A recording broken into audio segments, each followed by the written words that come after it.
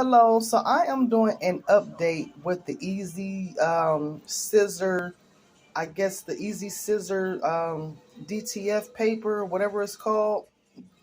And so this is after 2 washes. And this is how it still turned out. I think it's called Easy Color DTV or something from Siser. So this is a t-shirt that I made a while ago, and I washed it 2 times already, and this how it looks. All right, still got a little shine. It almost has a similar feel to DTF. So this is how it looks so far. Would I use this product again? I probably would. Probably will.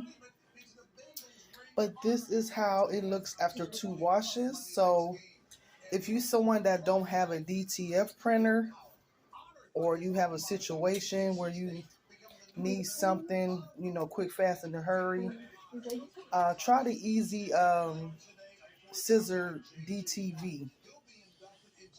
All right. And disclaimer, I'm not affiliated with Scissor. I just use their product. And this is how it look. It still got that little shine. And I'm telling you, I watched this 2 times already. And so far, so good. Okay.